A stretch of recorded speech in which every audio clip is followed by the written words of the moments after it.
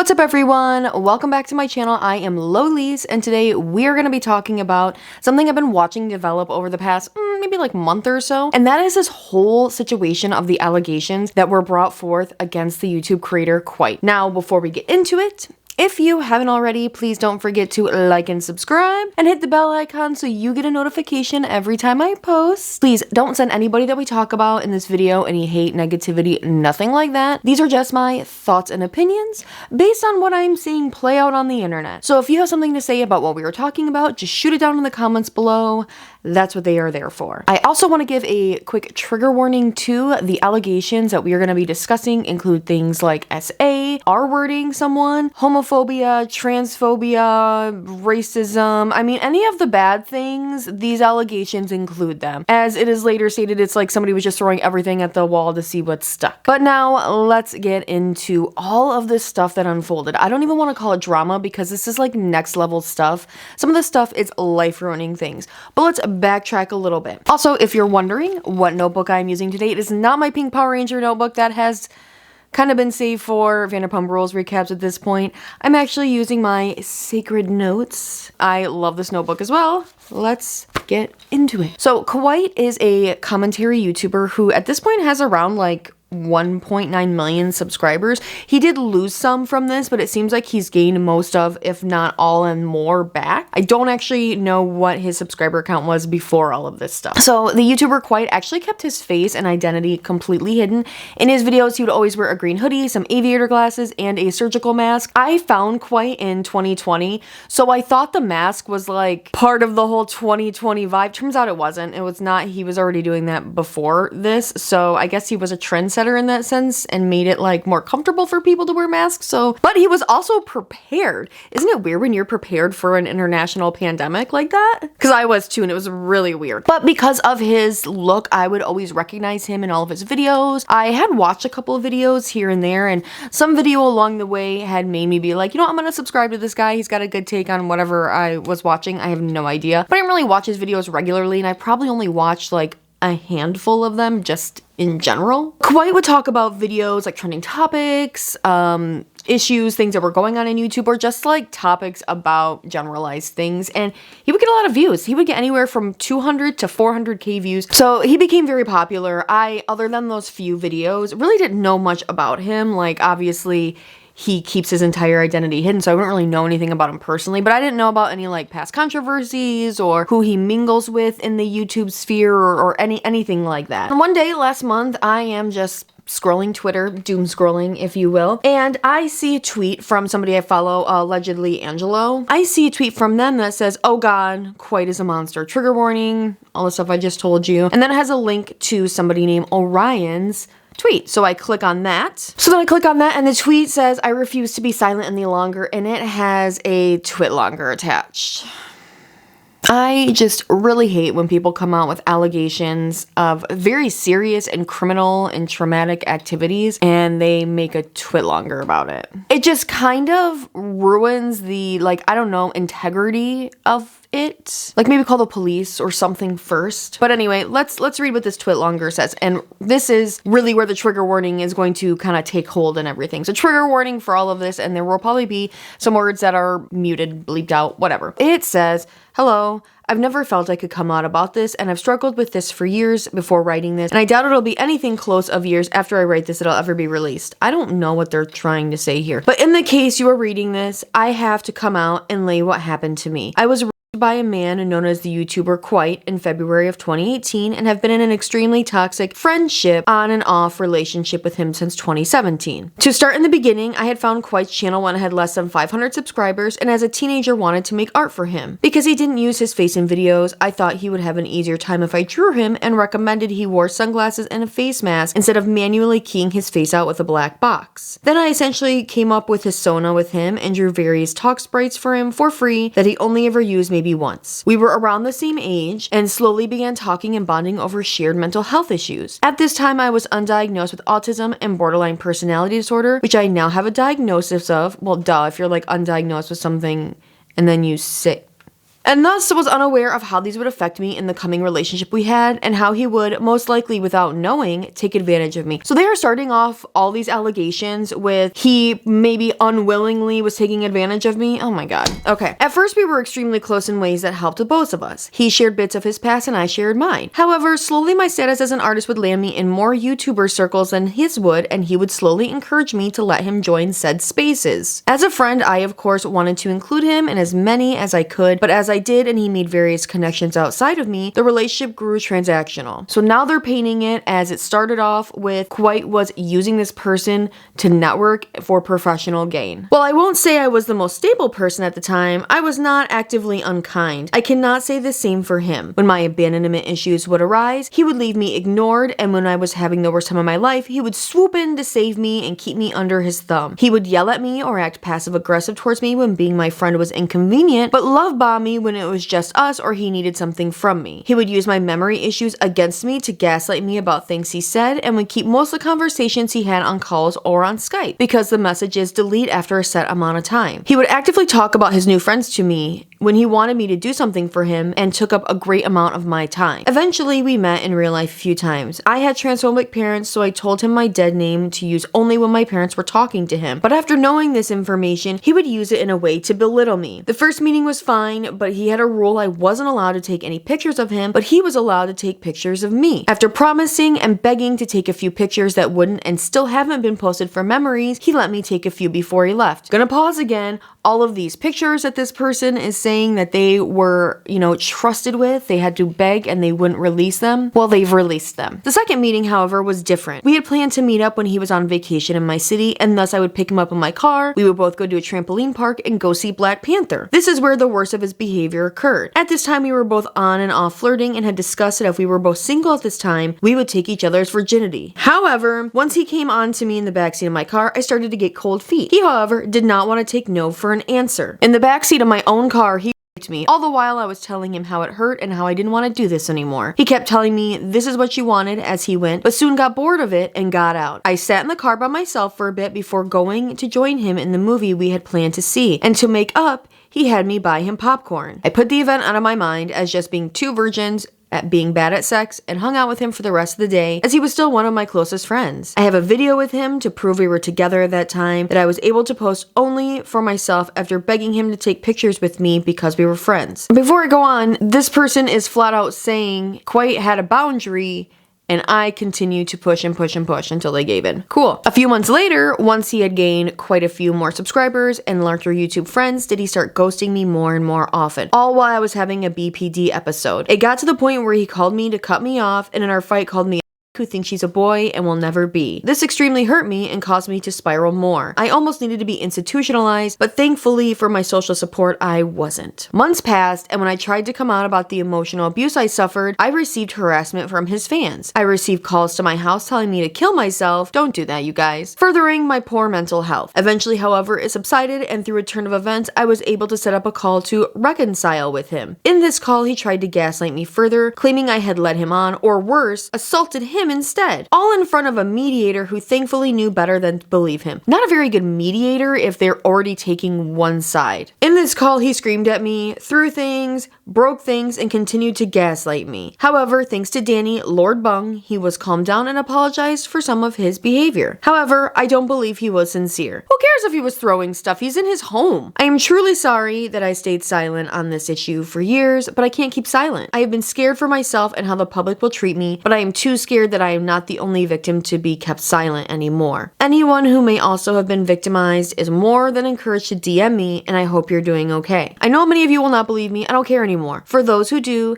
thank you for your ear, and I hope that you stay safe. TLDR, I was raped by Kwite, emotionally abused, dead names, called slurs, and gaslit into silence for 6 years. And when this twitlonger dropped, it shook the internet. I was pretty shook myself. Like I said, I wasn't a big follower of Kwite, but he seemed like a good enough stand-up guy that wouldn't do something like this. But once again, I don't know him at all. And here's the thing. I am somebody that says, yes, support victims. It is very difficult to come out about these things, but also you do have to keep an open mind that there are two sides to every story. And I'm not saying that means you have to shoot down people's stories of their assault, by no means at all. We also have to be cautious in this day and age because sometimes people do lie about things. And though it is a very, very, very, very small percentage of people who do lie about this stuff, what it in turn has done, and it has made myself and other people skeptical of real actual victims. So I kind of hung back a little bit. I wanted to see how this sort of stuff would play out. The internet, but a large chunk of the rest of the internet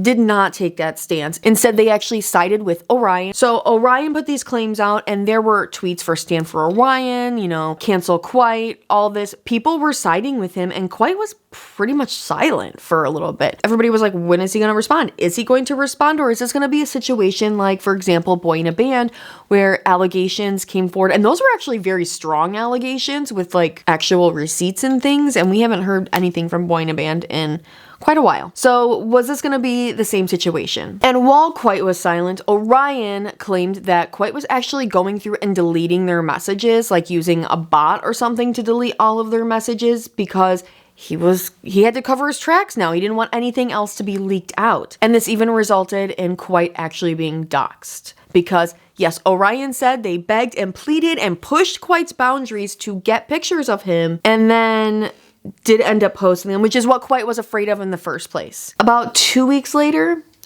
Kwite did respond.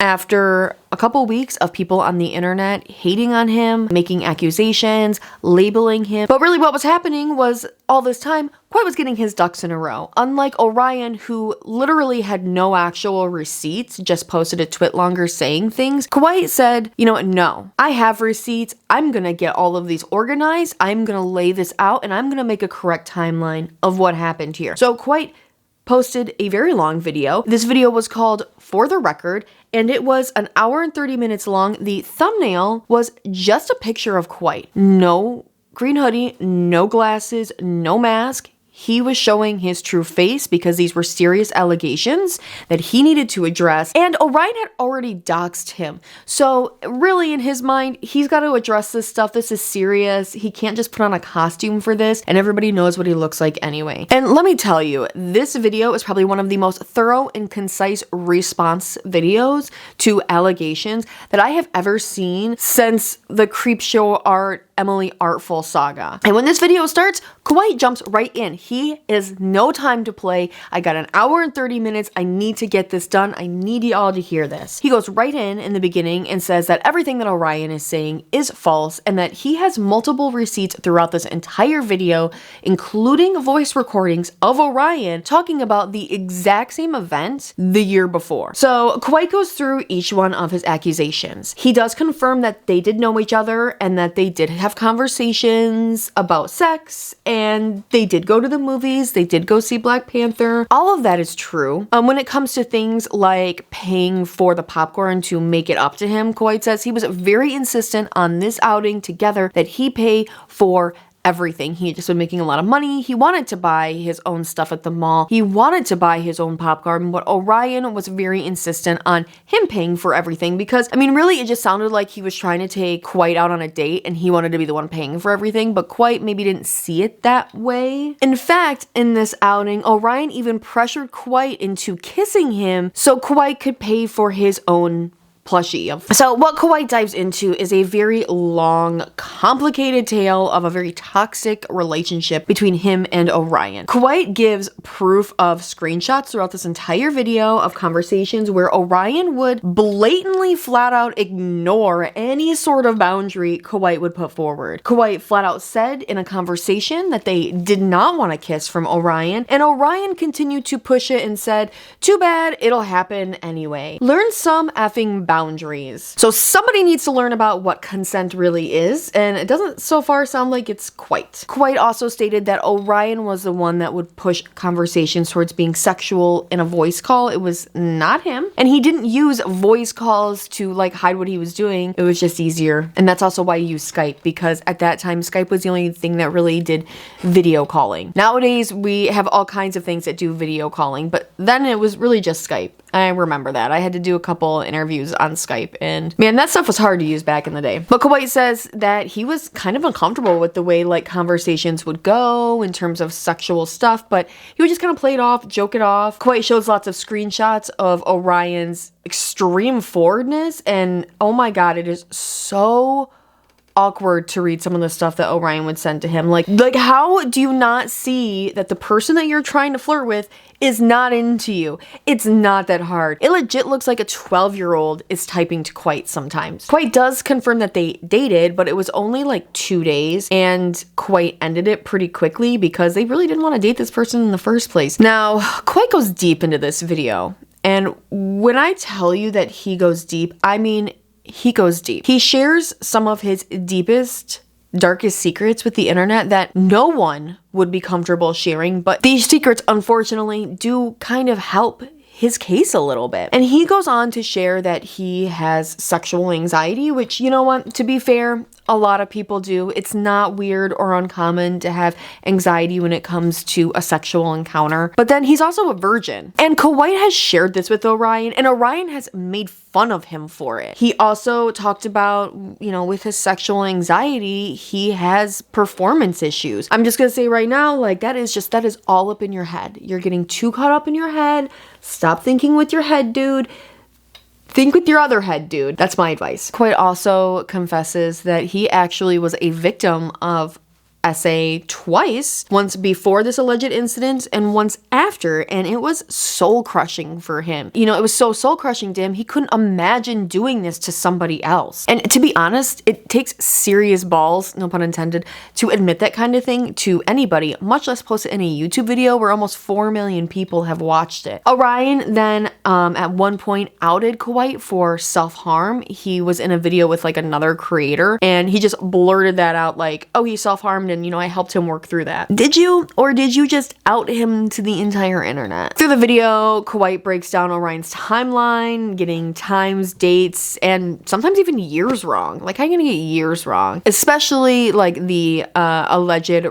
It seems like he got the year wrong on that. I feel like when that happens to somebody, they remember what year it happened. You don't have to remember the exact day. It might be a little fuzzy. I can understand that. But a year, like a whole different year. At some point, Kwite does try to cut Orion out of his life, but that doesn't work. And Orion just continues to reaches out to his friends to be like, why is he being friends with me? And then this friend also confirms why they think Kwite is justified in not being Orion's friend anymore. Another side note, no one is required or obligated or has to be your friend. Not everybody's gonna like you. Not everybody wants to be your friend. That's okay. You have to learn and move on. Why this person didn't just move on is beyond me. Well, I mean, honestly, it sounds like they're like obsessive. Orion would constantly push personal boundaries of Kwite, like we have talked about. Kwite talks about how he kept his anonymity and he didn't really want like pictures and videos and photos of him stuff out, but Orion would push and push and push, which he even admits to pressuring and begging for pictures and videos. Eventually, he wore Kwite down and Kwite agreed, and what has Orion since done with these? Posted them on the internet. But also, he didn't post them on the internet. Before he posted them publicly, he apparently was sharing these pictures with just other people to prove that he like knew him and like what he looked like. So he was constantly violating Kwite's privacy by sharing these photos around. Even if he wasn't posting them on the internet, he was just posting them in like messages between somebody, that's still violating their privacy. This is a complete and utter stranger. So at their first meeting, this was in 2017, they hung out with Orion knowing that Kwite, one of his personal boundaries is prolonged touch. He doesn't really like to be held very long or hugged, like an arm on the shoulder, a pat on the back, but he's not wanting to get all like close and cuddly, and that's okay. You have to respect people's personal touch boundaries, except Orion didn't.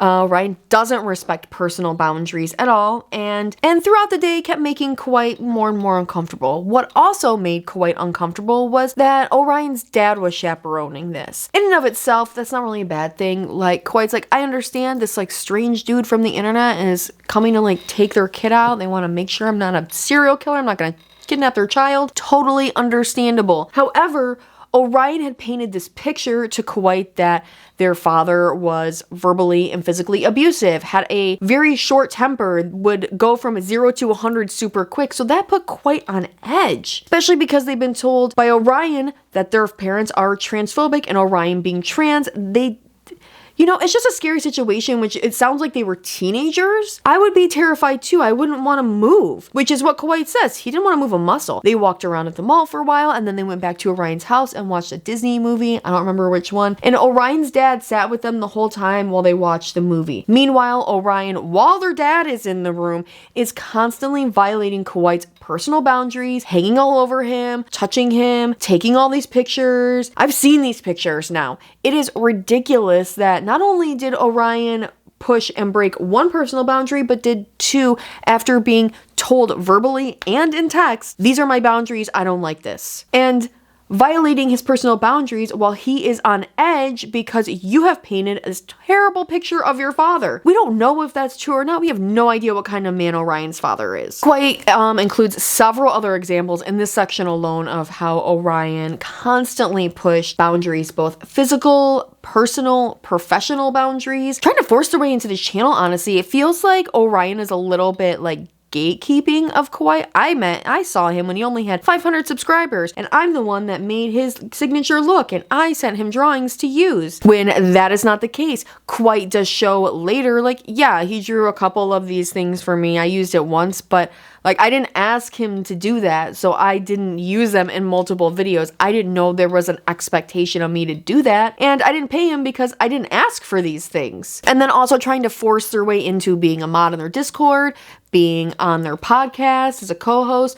Kwite wanted none of these things, especially as his channel's community grew, because Orion was just not a good representation of Kwite. But Orion refused to let up, and when he was actually told a firm no, you cannot be a mod on the Discord, he would say things like, I'm gonna fuck you. So you would threaten to sexually throw yourself onto somebody because they aren't giving you what you want. This person is so weird. Kwite also says, I didn't delete any of my messages. In fact, he didn't just delete them, he archived everything, and they are all available for all of us to read. They are available in like the description box, the link of his channel or that video specifically, which I will link that video down below, because there is so much in that video that I'm not even saying. There's so much. I just had to grab like the most important things. Anyway, let's get back into this. Kwite does deny any claims of dead naming Orion or being transphobic. In fact, that it was Orion that would say these things about themselves.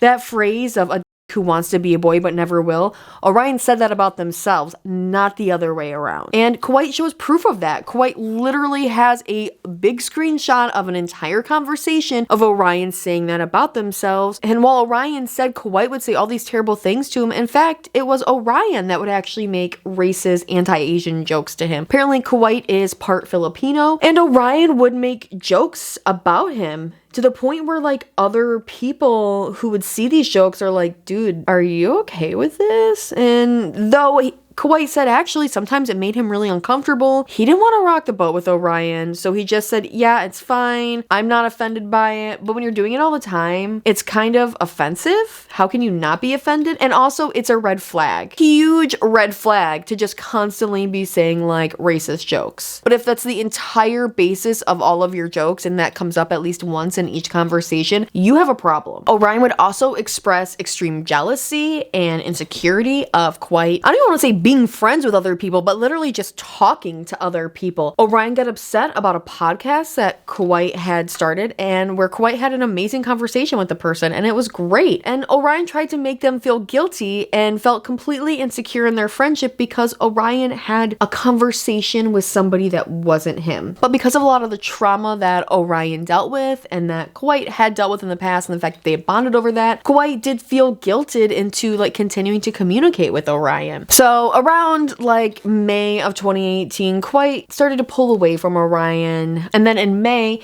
they actually had a call, and he said he didn't want to be friends anymore. Like, it just wasn't working out for him, and he's got a lot of other stuff to do. Like, we're taking a friendship break. Orion didn't like this and lashed out ad nauseum on their personal venting Twitter. I didn't know people had venting Twitters. Maybe I should have a venting Twitter. And also started to spread a narrative with other creators about like Kwite's toxic nature and things, and would actually share these narratives with other creators who didn't like Kwite, and then they would end up making videos. So the final call between these two was in September of 2018, and it was the one that had a mediator present, Lord Bung. I don't know who this person is at all, honestly. Kwite does say they used to be friends, but Lord Bung has just become friends with Orion. What I don't get is why somebody needs a mediator to a conversation with somebody who has told you they don't want to be your friend anymore. There's no legality here. You're not getting divorced. You don't have a business together. You don't have any kind of assets together whatsoever. Why do you A, even need to have a conversation, and B, why do you need a mediator for said conversation? This to me just screams that Orion wanted somebody to take their side to try and like get Kwite to see the error of ways, and what, like get Kwite to be your friend again? Obsessed. Literally obsessed. This gives single white female all over the place. Anyway, if you need a mediator to have a conversation with your friends to like get your friend back, like you don't need to be having the conversation. It's pretty childish to me, honestly, and you need to grow up. This person just literally gives off the I'm a 13-year-old vibes like the whole time. But it doesn't seem like Orion wants to accept that this friendship was over or that they did anything in this friendship to contribute this. They feel that the only person that has inflicted any kind of damage on anybody in this conversation is Kwite, not Orion, who has constantly been pushing people's boundaries and has actually been releasing personal information and leaking pictures of Kwite when he does not want his image out there. No, it's Kwite's problem. And I may have said this already, but no one is obligated to be your friend. Nobody has to be your friend. If somebody doesn't like you, they don't have to talk to you. And I don't really think you have the right to try and force them into a conversation to figure out why they don't want to be your friend or why they aren't your friend. Guess what? It's none of your business. They don't pay your bills. You're not in some kind of legal agreement with them. Move on. Like, get a life. Now, in this call, Kwite does admit to getting, overly aggressive, but it's been like a year of Kwite trying to get Orion to leave them alone, and he's kind of fed up. Oh, also, this was literally in the middle of a goddamn hurricane. A hurricane was hitting where Kwite lived, and these two were demanding this call. That is so stressful. Like, I can't believe this. I would never have gotten into a call when a literal effing hurricane is slamming into my house. I have bigger fish to fry. I have a lot more on my plate than you, who I don't even want to be friends with anymore. And Kwite also expressed that he was under a lot of stress because a hurricane was hitting his house, and also several of his family members had to evacuate more inland and were staying with them, so there was a larger amount of people in the home. There's a lot of stuff going on, and Lord Bung says they're sorry for putting them through all of this right now. Then don't! Then just tell them, you know what, we don't need to do this phone call. We can wait till the freaking natural disaster that's trying to rip your house apart is done! I'm sorry. I mean, he actually had to push the call back because his basement started to flood and all of his equipment was down there. It's literally his job, his bread and butter. That stuff is more important than getting on the stupid Skype call. I'm getting mad. I'm getting so mad. It is so much more important than getting on a Skype call with people who are not even your friends to explain to them why you're not wrong for not being their friend. Oh my God, I'm getting so much more worked up about all of this than I thought I was, especially the last conversation where this is happening while he's in the middle of Hurricane Florence, because Hurricane Florence was no joke. Hurricane Florence got to a category 4. There's only 5 categories, so I'm pretty sure that means winds are anywhere from 127 to 150 miles per hour. One little perfect spot for the wind to get up under his roof, the whole thing's ripped off. And also, 53 people died from this hurricane. 20-something people died in the hurricane, and another 30-something died from related injuries from Hurricane Florence. But yeah, this call is so much more important to get down to the brass tacks of why we're not friends anymore and some of the crappy things that I'm gonna project onto you that you've done. Get me a Xanax, please. And Kwite was also kind of stewing a little bit before this this call because this was when Kwite found out that Orion was sharing his photo with other people in messages. He confronted Orion about it. Orion first denied it, and then he showed proof, and Orion just kind of brushed it off, and they went on to the next topic, never acknowledging that he did that, never apologizing that he did that, and never saying, you know what, you were right, I pushed your boundaries, and you shouldn't have let me take pictures of you. I'm still so infuriated by the fact that these two bags had him do this phone call while a hurricane is hitting his house. This hurricane went on for like, I think about 2 weeks because it hit and it moved up. And I know I'm talking a lot about this hurricane, but for real, you guys, I love like meteorology and weather and stuff, and I love learning about like hurricanes and whatnot. And like Hurricane Florence was severe. It caused like $24 billion in damages up the coast. But yeah, Orion is super important. Kwite could have almost died. How would you have felt then? Would they have felt guilt? Would they have felt remorse? Would they have thought he's faking it? Like I feel like I am more mad about this specifically than he is now, which probably not actually, but like I am so enraged. And of course the call didn't resolve much because Orion didn't want to admit anything. Kwite did say he apologized for a couple things, but now in hindsight, Kwite is not sorry for anything. And then after this conversation, what did Orion try to do? Orion wanted to be friends with Kwite again. He's like, let's try this out. Let's try and be friends again. And Kwite even reluctantly, oh my god, like literally Orion, just go away. Kwite didn't want to continue, but you know, after maybe like a month, Kwite was like, look, I don't really want to continue being friends. This is weird. Basically expressed them that he didn't want this and wished him the best and let's move on. And then Kwite did move on and kept growing his YouTube channel, made new, better friends that aren't complete psychopaths. But he could tell that Orion was getting in people's ears through tweets and comments that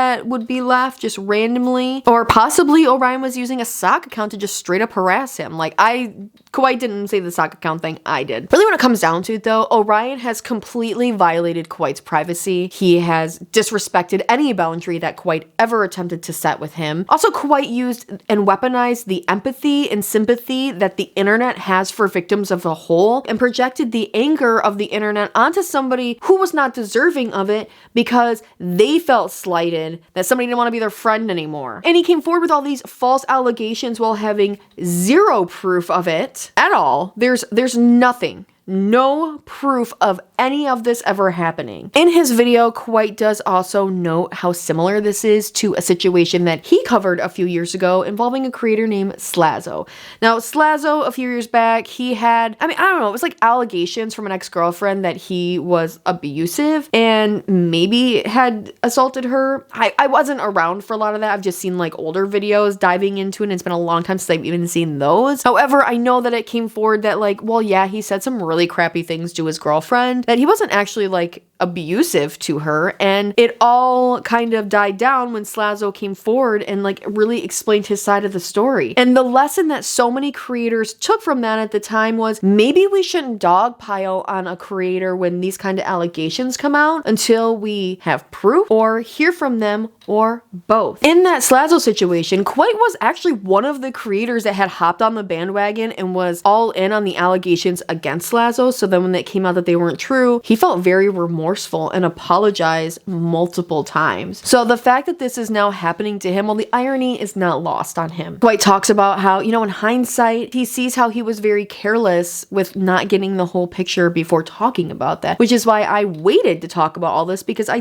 did want to get more of a full picture. And unfortunately now Kwite is relating to all of the stuff that Slazo went through and some of the stuff that he unfortunately helped put Slazo through. This video ends with Kwite saying he has lost friends over this, and you know, he understands why. He understands why they distance themselves, but he asks that any of those people reach out to him, talk to him, you know, try and get the full scope of what's going on here. And unfortunately, he's taking an indefinite break. He might actually never come back to YouTube because of this, because everything he worked so hard to build started to come crashing down. I hope he does come back. And I think I said this earlier, there is so much more to this video, like, but I couldn't break down every single teeny tiny sentence he said, because then we would be here for 3 hours, where his video is already an hour and a half. And my video is already gonna be long anyway. So once Kwite's video went up, what did Orion have to say? Let me read it to you. I saw Kwite posted a response, but it's like an hour and 40 minutes long, and I don't have the time to talk about it right now, but I will be treating this with the utmost respect it deserves. I can't watch it just yet, but I will try to tonight. I'm sorry.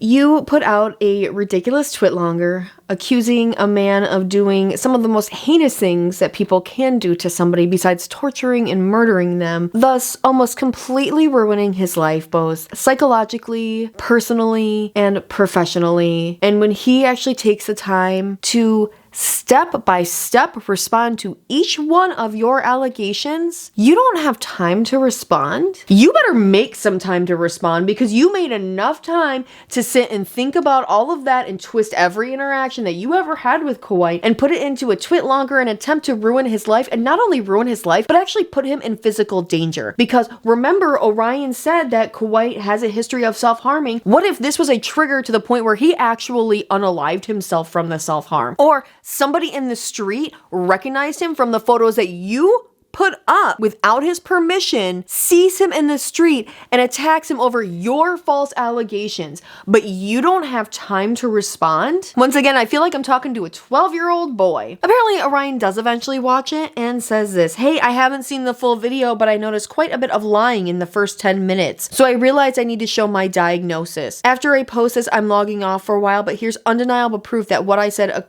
did. Thanks to everyone." And then Orion posts this brief psychological summary. Now, I don't have like the original picture of that he posted. What I actually found was somebody who went through and broke it down and basically dispelled it as fake. And then in what I'm going to show you, I also did black out some information of, it was like an address and a phone number of this possible psychiatric therapist's office. And then also in the photo, there is an address and phone number blacked at the bottom. I blacked that out. Everything else that is drawn on this is from somebody else. I have no idea who did this. But they have this whole like brief summary thing, and I'm honestly, it's like very weird. Basically, this just sounds like a note so that Orion can like leave work early, or like not go to work, or like get extensions on their homework and stuff like that. I want to know like this. Can I just make this note too? Because that's what he apparently did. But yes, people broke this down and determined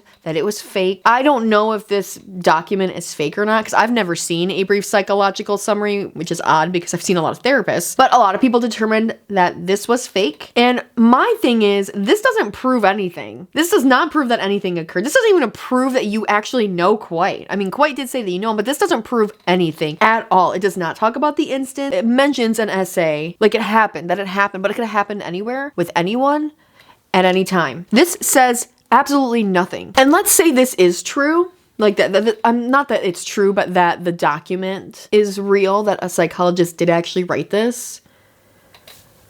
Have you ever thought about I mean, it's not like no one's ever lied to their therapist before, right? It doesn't prove anything except for that you want special treatment to get to leave work and stuff like that. We all want to leave work early without repercussions. But then also, if we go into what everybody else is saying, that this is a fake document, well, falsifying medical documents is a federal crime. It's not even like a state crime. It's like a federal crime with the federal government. And especially because they're alleging that they forge an actual doctor's signature onto this, or like photocopied it or something. So not only are we making false allegations, we are maybe possibly allegedly committing federal crimes. And apparently Kwite talked to his lawyer, and they may actually be taking legal action. I'm not a lawyer. I've seen one on TV before. I've actually seen a lot of them in person too. You know, my family, they work in like the legal system, so I know a little bit about law, but not like a lot. Me not being a lawyer, but watching a lot of this stuff, I would say Kwite probably has a pretty good defamation case. Because some of the big things with defamation cases is, did they cause you psychological or physical damage or financial damage? I don't think it's going to be that hard for Kwite to prove that he suffered a lot of damage from this. Oh yeah, and Kwite completely ran from the internet. He said he was going to be logging off for a little bit, but his Twitter is gone, the TikTok is gone. I didn't even know there was a TikTok, but it's gone now. So when asked for more solid proof, Orion posted a weird medical document and then ran off the internet. Here's my take take on all this. Orion is a psychopath. Is Orion diagnosed with autism? Sure.